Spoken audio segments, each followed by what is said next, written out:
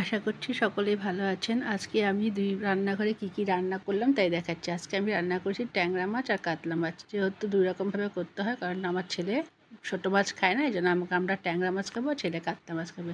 ফার্স্টে ট্যাংরা মাছটাকে হলুদ, লবণ আর লঙ্কা দিয়ে মেখে নিব, আর একটু সর্ষের তেল দিয়ে মেখে নিব। একদম ছোটো ছোটো কালো ট্যাংরাগুলো দেওয়া হয়েছে। নিয়ে নেওয়ার পর ওটাকে আমরা এখন ভালো করে মেখে নিয়ে নেওয়ার পরে আমরা ভেজে নেব, হালকাভাবে ভাজবো। এটা কাঁচা অবস্থায় করতে পারতাম, কিন্তু আমি একদম খেতে পারি না কাঁচা অবস্থায়, এই জন্য আমাকে একটু ভেজে নিতে হয়। এ কাঁচাওভাবে করা যায়। তো আমি যে দেখলেন সর্ষের তেল, লঙ্কার গুঁড়ো, হলুদ গুঁড়ো দিয়ে সব কিছু করে দিলাম। নিয়ে নেওয়ার পরে এটাকে আমি ভালো করে মেখে নেব। মেখে নেওয়ার পরে সামান্য একটু তেল দিয়ে একটু ভেজে নেব হালকাভাবে। একটু খুব কড়া ভাজবো না, কড়া ভাজলে না চচ্চড়ি খেতে ভালো লাগে না। হালকা একটু ওলট পালট করে নিব। নিয়ে তারপরে এদিকে ভাজাগুলো, এটার জন্য বেশি মশলা লাগবে না, অল্প মশলা দিয়ে করব। আর এই জন্য আমি ফেলে দিলাম মাছগুলোকে। তেলটাকে প্রচুর গরম করে নিয়ে তারপর ছাড়তে হবে, নাহলে লেগে ধরবে। এই যে তাই করেছি। আর হালকাভাবে একটু ওলট পালট করে দিয়ে এটাকে আমি তারপরে একটা প্লেটের মধ্যে তুলে নিব। দেখবেন আমি কড়া করে কিন্তু এটাকে ভাজবো না, কারণ কড়া করে ভাজলে পরে এটা একদম স্বাদ নষ্ট হয়ে যাবে, আবার খেতেও ভালো লাগবে না, একদম ছাবড়া ছাবড়া লাগবে। এই জন্য আমি হালকা করে ভাজছি। ভেজে নেওয়ার পরে এটাকে আমি একটা প্লেটের মধ্যে তুলে নিব। নেওয়ার পরে ওদিকে আমি এটার জন্য কেটে রেখেছি পেঁয়াজ কুচি করে রেখেছি, আর পেঁয়াজ আর লঙ্কাও বেটে রেখেছি। একটা পেঁয়াজ কুচি দেবো, একটা পেঁয়াজ আর টমেটো বাটা দিয়ে দেবো। এইভাবে মাছগুলোকে আমি তুলে নিলাম। নিয়ে নেওয়ার পরে এই তেলের মধ্যে একটু তেল দিয়ে দিব।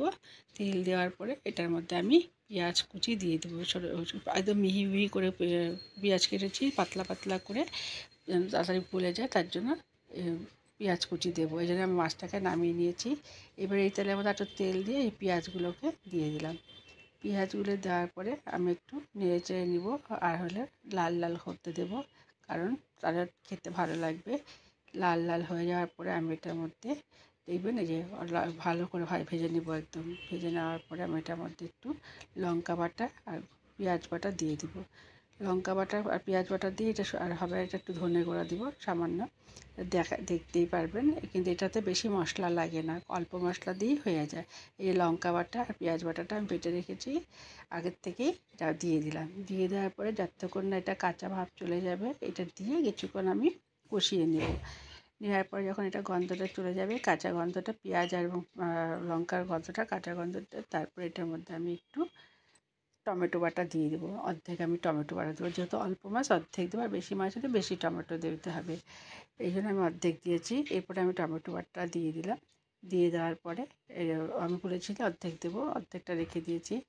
আর অর্ধেক দিলে কী হবে, বেশি টক হবে না, আবার বেশি ইয়েও হবে না, খারাপ লাগবে না খেতে। বেশি দিলে টক হয়ে যাবে, সেটা আবার খেতে ভালো লাগবে না, এই জন্য আমি অল্প দিয়েছি। আর যে যতই মাছ বেশি হয় তাহলে বেশি দিতে হবে। তবে মাছ দিয়ে দেওয়ার পরে আমি একে একে একটা পাত্রের মধ্যে আমি ধনে গুঁড়ো, লবণ, হলুদ আর লঙ্কার গুঁড়ো নিয়ে নিয়েছি। নিয়ে এটাকে দিয়ে দিয়েছি। দিয়ে দেওয়ার পরে এটাকে একটু নেড়ে চেড়ে নেবো। এখন আমি এটার মধ্যে একটু আবার জল মিক্স করবো, যাতে এই মশলাগুলো না লেগে যায় নিচে, তার জন্য আমি একটু জল মিক্স করবো এটার মধ্যে।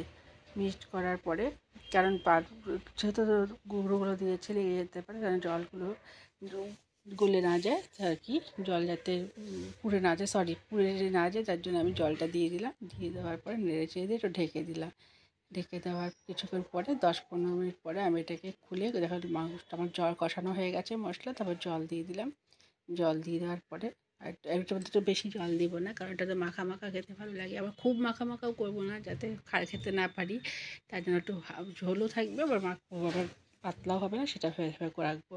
সেই আপনার যে যেরকমভাবে খাবেন সেটাই করবেন।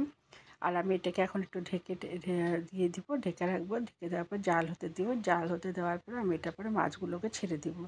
মাছগুলোকে ছেড়ে দেওয়ার পরে এটার মধ্যে আমি আর পাশে আমি একটু ধনে কুচি কুচি করে কেটে রেখেছি, যেহেতু ধনেটা খুব গন্ধটা ভালো লাগে, কারণ ধনে পাতা, এই জন্য আমি তোমাদের লাস্টের দিকে ধনে পাতা দিয়ে দিচ্ছি। ধনে পাতা দেওয়ার পরে এটাকে একটু নাড়ি ঠাড়িয়ে নেবো। দেখেন আমি কাঁচা ধনে পাতা একটু ছোটো ছোটো করে কেটে রেখেছি, ঝিরি ঝিরি করে দিয়ে দিলাম। তাহলে এটা গন্ধটাও ভালো লাগে, খেতেও ভালো লাগবে।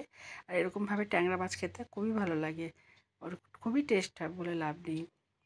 তারপরে নামিয়ে নিলাম। এবার আমার ট্যাংরা মাছের ঝোল হয়ে গেলো। আর আমি আগেই বলেছি আমরা ট্যাংরা মাছ খাবো আর ছেলে খাবে কাতলা মাছ, যেন আমি আবার কাতলা মাছ করছিলাম। কাতলা মাছ বেশি আনিনি, দুটোই এনেছে ছেলের জন্য, এই জন্য কাতলা মাছও করছি। কাতলা মাছটাকে আবার আদা লঙ্কা গুঁড়ো দিয়ে করবো, বেটে করে রেখেছি সব কিছু। এটাকে আবার হলুদ লবণ দিয়ে আমি মেখে রাখছি। মেখে রাখার পরে এটাকে আবার একটু ভেজে নিব। ভেজে নেওয়ার পরে যে লঙ্কা গুঁড়ো হলুদ গুঁড়ো আর দিয়ে মেখে রেখে তারপর একটু ভেজে নেবো। এটা একটু কড়া করেই মাছটা ভাজবো, যেহেতু মাখা মাখা একটু কালিয়ার মতন করবো। কালিয়া ঠিক বলবো না, কিন্তু কালিয়ার মতনই করবো।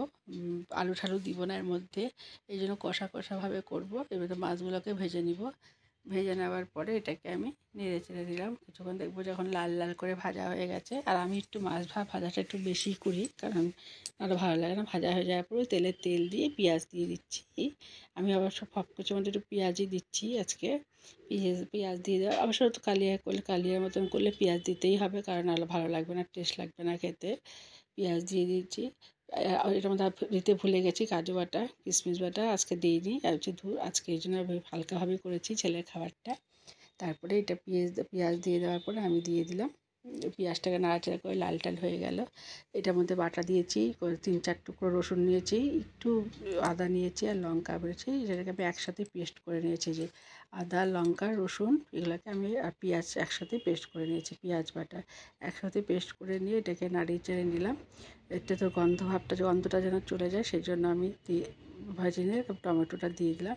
টমেটোটা দিয়ে দেওয়ার পরে এটাকে একটু টমেটোর গন্ধ ভাবটা যাতে চলে যায়, তার জন্য একটু নেড়ে চেড়ে নিলাম। এরপর আমি একটা বাটির মধ্যে হলুদ, ধনে গুঁড়ো, জিরে গুঁড়ো 1/2 চামচ, লঙ্কার গুঁড়ো সব কিছু জল দিয়ে মিক্সড করে রেখেছিলাম, সেটাও আবার দিয়ে দিচ্ছি।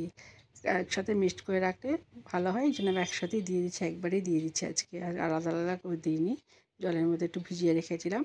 দিয়ে দেওয়ার পরে ওটা আমাদের নাড়িয়ে চাড়িয়ে কাঁচা গন্ধ যাতে চলে যায়, তার জন্য আমি একটু ভেজে নিলাম। আর 1 চামচ লবণ দিয়ে দিলাম। লবণ দিয়ে দেওয়ার পরে এটাকে আবার নেড়ে চেড়ে কষিয়ে নেব। কষিয়ে নিয়ে রেখে দিলাম। দেখেন লাল লাল হয়েছে, তারপর মাছগুলোকে দিয়ে দিলাম ওই মশলার মধ্যে দিয়ে দেওয়ার পরে একটু ওলটপালট করে দিলাম। মাছগুলো যাতে ভেঙে না যায় আস্তে আস্তে ওলটপালট করে নিলাম, মানে মাছের জন্য মশলাগুলো ভালো করে ঢুকে যায়, এই জন্য ওলটপালট করে নিলাম। নিয়ে নেওয়ার পরে এই মাছটার মধ্যে আমি একটু জল ঢেলে দিলাম। আর এটার মধ্যে খুব বেশি জল দিইনি, আর আবার বেশি দেওয়া কমও দেওয়া যাবে না, কারণ যেহেতু আমার ছেলের একটু ঝোল বেশি লাগে, তাই জন্য আমি একটু সামান্য দিলাম। তাহলে আমার এই কাতলা মাছ কমপ্লিট হয়ে গেল। কাতলা মাছটাকে কমপ্লিট বাটিয়ে নিলাম। আমার এই রেসিপিগুলো কেমন লাগলো অবশ্যই জানাবেন কমেন্ট করে।